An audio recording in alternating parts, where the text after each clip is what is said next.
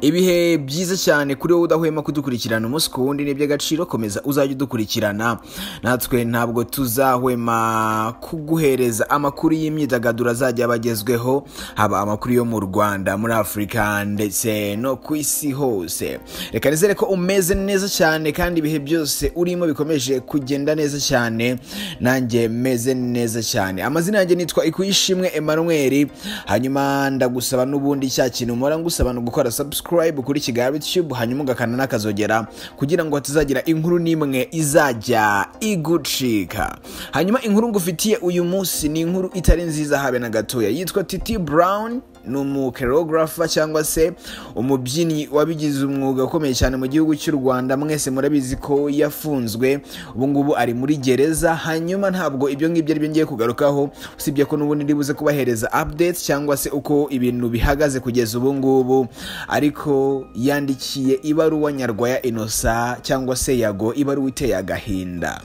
Mbere yo gukomeza n'inkuru yanjye, ariko reka mbaze nkubwire kampani yagufasha kohereza ibintu hanze y'igihugu cy'u Rwanda cyangwa se kubitumiza imahanga bikakugeraho mu minsi mike kandi ku giciro kiri hasi cyane. Iyo kampani yitwa Frame Shipping Limited. Uramutse ushaka gukorana nabo wabahamagara cyangwa se ukabandikira kuri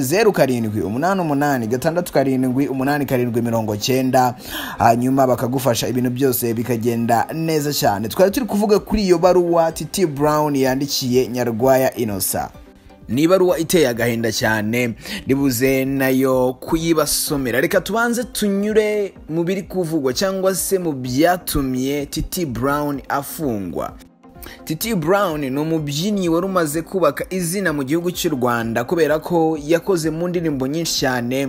Niwe wahimbye cyangwa se wahanze imbyino zagiye zigaragara mu ndirimbo nk'ubushyuhe, indirimbo nk'ikinyafu, indirimbo yitwa Pull Up, ngira ngo zose murazizi, indirimbo yitwa indirimbo za Niyo Bosco, indirimbo yitwa Faster ya Chris Easy ndetse n'iyitwa Amashu. Imbyino zose mwabonye mwaziriya ndirimbo amaze kukubwira ni Titi Brown wabaga wazihanze cyangwa se yazitekereje. Hanyuma rero reka mbanze mbabwire ubundi kesi ya Titi Brown imeze ite. Yitwa Ishimwe Thierry, umubyinnyi wabigize umwuga wamenyekanye nka Titi Brown, akurikiranyweho icyaha cyo gusambanya umwana mu rubanza rwaburanishirijwe mu rukiko rw'ibanze rwa Kicukiro kwa 22 Ugushyingo 2022. Titi Brown yakatiwe igifungo cy'iminsi 30 y'agateganyo mu gihe ubushinjacyaha bugikusanya ibimenyetso ku cyaha akurikiranyweho cyo gusambanya umwana. Uyu musore akurikiranyweho n'ubushinjacyaha icyaha cyo gusambanya umwana w'imyaka 17 bivugwa ko yakoze kuwa 14 Kanama 2021, no kuvuga kuwa 14 cyangwa se ku itariki 14 ukwezi kwa 8 mu mwaka wa 2021. Umubyeyi w'umwana bivugwa ko Titi Brown yaba yarateye inda avuga ko yohereje umwana gusura nyirarume mu biruhuko, hanyuma atashye avuga ko yarwaye igifu. Umwana bagiye kumuvuza mu bitaro bya Kibagabaga. Isuzuma ryakozwe n'abaganga ryagaragaje ko uyu mwana atwite.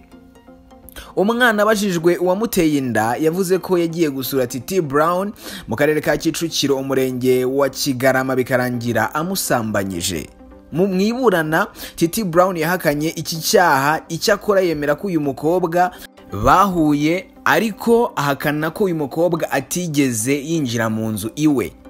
Uyu mubyinnyi yabwiye urukiko ko umukobwa yamubwiye ko aje kumureba ndetse anagera iwe, ariko ahamya ko atigeze yinjira mu nzu. Yaba uwitwa Maître Buhurupi Celestin ndetse na Maître Umumararungu Priscilla babunganira Titi Brown babwiye urukiko ko nta mpamvu zikomeye zihari zagatumye umukiriya wabo afungwa by'agateganyo, bityo bagasaba ko arekurwa agakurikiranwa adafunze. Ubushinjacyaha buvuga ko hari raporo ya muganga igaragaza ko uyu mukobwa yasambanyijwe kuko yapimwe bagasanga atwite. Yasabwe gukuramo inda nk'uko amategeko abyemera. Mbere yo kuyikuramo hafatwa ibimenyetso. Ibizamini byafashwe ubwo uyu mukobwa bamukuriragamo inda byahujwe n'ibya Titi Brown ngo hemezwe niba koko icyaha cyarakozwe n'uyu mubyinnyi. nyuma yo kumva impande zombi umucamanza yemeje ko hari impamvu zikomeye kandi zihagije zituma Titi Brown ukekwaho icyaha cyo gusambanya umwana ruhita rutegeka ko uyu musore afungwa by'agateganyo mu gihe cy'iminsi 30 muri gereza. Ngibyo ibya Titi Brown ukuntu bimeze. Titi Brown afunzwe iminsi 3 kuva mu kwa 11 kugeza muri uku kwezi kwa gatatu. Aracyari muri gereza ndetse ntabwo kugeza ubu ngubu turamenya amakuru yisumbuyeho niba azasohoka cyangwa se atazasohoka. Gusa mw'ibaruwa yandikiye Nyarwaya Innocent yagaragaje ko nta cyizere kugeza ubu ngubu afite, ahubwo asaba amasengesho. Titi Brown yanditse ibaruwa ndende, hanyuma muri iyo baruwa yanditse agira ati: Yo my brother Yago, man, hope you doing fine brother. Ngewe sinzi uko nakubwira meze bro, hano hantu ni danger bro, gusa I'm trying to be fine as well brother. Man, I just wanted to thank you for everything ubutumwa bwawe bwangezeho man. You're good nigger, may God bless you bro. And I heard what happened to your account, but thank God bambwiye ko yagarutse. Yavugaga Yago TV show murabizi ko yigeze kuvaho, hanyuma ubungubu yaragarutse. Yago ari gukora neza cyane. So man, ndi gusenga ngo ndebe ko nagaruka vuba kandi Imana izabikora bro. Unsuhuriza abafana banjye bose, please tell them that I miss them so much kandi bakomeze bansengere cyane. So bro, may God continue to be with you in everything. Bye, take care. Yago for real, the real monster hasara. Iyi ni baruwa ndende Titi Brown yandikiye Nyarwaya Innocent. Mu bigaragara nuko Nyarwaya Innocent hari ubutumwa yari yamwohereje, hanyuma bumugeraho, hanyuma afata umwanya we yandika ubutumwa burebure abwoherereza Nyarwaya Innocent. Mwese murabizi kuba Nyarwaya Innocent yafasha Titi Brown ntabwo ari ibintu twatindaho, kubera ko ni umunyamakuru n'ubundi usanzwe ufasha abantu benshi cyane, kandi Titi Brown ni umwe mu bantu bari bafitiye akamaro industry nyarwanda, kubera ko ni umwe mu bantu bahejeje agaciro umwuga wo kubyina. Kugeza ubu ngubu yashyizeho itafari rifatika, ndetse byatumye abahanzi batangira kwifashisha ababyini batandukanye mu ndirimbo zabo, ndetse batangira no kubaha agaciro, batangira gukorera amafaranga binyuze mu mana Imana yabahaye yo kubyina. Ariko mbere ntabwo ariko byari bimeze. Ni ibaruwa ifunguye, ibaruwa ndende cyane, ariko reka yenda ngerageze kubishyira mu kinyarwanda ho gato. Yaranditse ngo muvandimwe Yago, reka nizere ko umeze neza cyane. Ngewe sinzi uko nakubwira meze hano muvandimwe, gusa hano hantu ni ibibazo cyangwa se ni danger, ndetse amubwira ko ari kugerageza ibishoboka byose ngo nawe abe ameze neza. Amubwira ko kandi yashakaga kumushimira ku bwa buri kimwe, amubwira ko ubutumwa Yago yamwoherereje bwamugezeho, ndetse amubwira ko ari umwana mwiza cyangwa se ari inshuti nziza. Imana amusabira n'umugisha ku Uwiteka, ng'Imana ikomeze kumuhereza umugisha. Yanavuze kandi ko yumvishe ibyabaye kuri Yago TV show, ariko ashima Uwiteka ko account ya Yago TV show yagarutse, ndetse ubu ngubu iri gukora.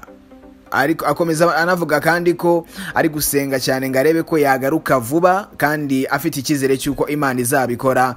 Yaramubwiye kandi kumusuhuriza abafana be, babwira ko abakumbuye cyane, ndetse anakomeza kumusabira Uwiteka umugisha mwinshi cyane. Hanyuma kandi amagambo Titi Brown yanditse muri iyi baruwa nawe uri kureba imbere yawe kuri screen yawe, yanditse ngo Yago for real, the real monster hustler.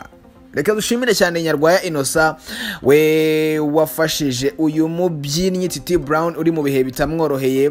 Ubu ngubu ari muri gereza, amazemo hafi amezi agera kuri 4, nyamara yagiye mu byitwa iminsi 30. Ntabwo turamenya ngo baramukatiye, ntabwo turamenya ngo bigezehe, gusa n'ubundi amakuru yose uzajya yasanga hano haramutse yagize igihinduka twahita tukumenyesha, twahita tubikubwira. Hanyuma reka dushimire Nyarwaya Innocent, tukomeze no gusengera Titi Brown uri mu bihe bye bitamworoheye mwaba mwe, kubera ko ubu ngubu yakagombye kuba ari gukora indirimbo nyinshi cyane. Mwarabibonye ko ba Jojo Breeze bari inshuti za Titi Brown, aribo bari gukora mu mavideo menshi, kandi murabizi ko Titi Brown ni umwe mu babyinnyi mu bagabo bari bakomeye cyane. Ngira ngo murabizi indirimbo zose yagiye akora ndetse mukanazikunda. Ni umwe mu bantu bafite Imana ifatika, ariko ubu ngubu ntabwo akiri ahantu ushobora kuba wamukoresha mu ndirimbo yawe. Ubu ngubu bari muri gereza. Ayo niyo makuru nari ngufitiye aka kanya. Reka dusabe Imana izamufashe cyangwa se imworohereze hanyuma bamurekure mu misi ya vuba. Reka ngushimire cyane wowe udahwema kudukurikirana umunsi ku wundi. Ni iby'agaciro, komeza uzajye dukurikirana, natwe ntabwo tuzahwema kuguhereza amakuru azajya bagezweho, haba amakuru yo mu Rwanda, muri Afrika ndetse no ku isi hose. Amazina yanjye nitwa Ikwishimwe Emmanuel, kuri Instagram nitwa Ikwishimwe 13. hanyuma kampani yagufasha kohereza ibintu hanze y'igihugu cy'u Rwanda cyangwa se kubitumiza imahanga bikakugeraho mu misi mike kandi ku giciro kiri hasi cyane, ni Frame Shipping Limited. Bagane ubundi bagufashe, bakorera mu mujyi wa Kigali. Hamagara 0788 ubundi ibintu byose bikomeze kugenda neza cyane. Komeza kugira ibihe byiza cyane.